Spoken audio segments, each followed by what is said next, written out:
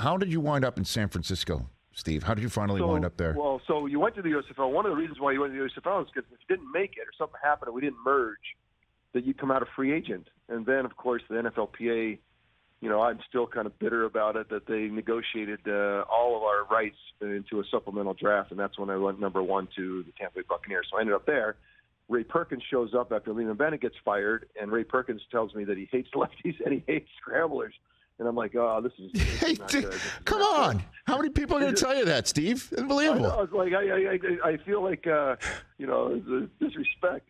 But that's when I was traded to the St. Louis Cardinals, who was an equally bad team.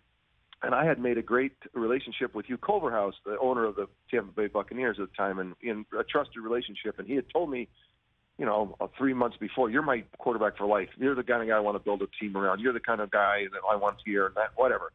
And so I got the call from Ray Perkins. You traded the St. Louis Cardinals. I called Hugh Culverhouse. I said, Mr. Culverhouse, come on, man. You told me I was a quarterback for life. Now, 3 months later, and he goes, yeah, Steve, I'm so sorry. I don't have control of this kind of. Well, you can't send me to St. Louis. I mean, that's just wrong, And so he said, hold on a minute. So he called me back and said, look, I've nixed that trade. You go and find a place where you feel like you feel good. We'll try to make that work. And that's what opened up the door for Bill Walsh to give me a call and come to Provo, Utah, work me out. And then after that workout, he and I were fast friends, and that's how it happened. So, but didn't you know at the time? I mean, obviously, Montana's there. I mean, didn't you have any reason? What happened, Rich? So Bill shows up and says, the reason why I'm recruiting you, Steve, is because Joe's had his second back surgery just last week. And if you know back surgeries, there's no way that, as great as Joe Montana is, his back is not going to be able to make it. And so we need somebody to come in and be ready to take over. And so for me, and I told Bill at the time, look, Coach, I'm going to go play. Like I'd rather go to law school than sit around and watch. I'm not going to watch. So you tell me, I don't want to wish anything bad on Joe, but if you're telling me that this is an opportunity, then I'm going to take it. And I remember this great story. I'm sure I told 1,000 times, but the first practice, I'm out there early, ready to go, and I've never met Joe Montana in my life. And Joe comes out and he's jogging, and I think the first thing I said, he doesn't look hurt. He does not look like he's on his way out. And that's when I turned to Bill and Coach Walsh. I said, Coach, Joe looks pretty good. And he gave me this shrug of the wry look and smile, and that was it. Then it was on. You remember the next 4 years, it was on. So it was.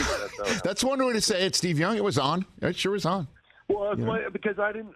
It was awkward from the very beginning because I didn't want to back up, and Joe didn't want me to be there. So it was awkward from the very beginning. So, but here we were. So we made the best of it and went on and won Super Bowls and MVPs and everything else. So when you finally won it and told Gary Plummer in that famous NFL Films moment to take the monkey off my back, the last, several minutes of our conversation, that's also the monkey, right? Like, that's it. Yeah, of course. Right? I mean, especially when, you got now Tom Brady has been here 20 years, so we're more akin to what it takes to be seven-time Super Bowl. At the time, there was already 2 Super Bowls and ended up with 4.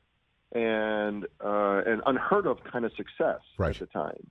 And so, and then so the city becomes an embodiment of the success.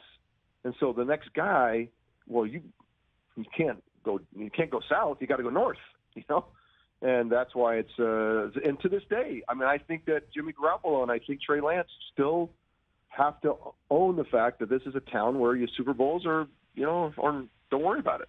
And I think that's still probably true.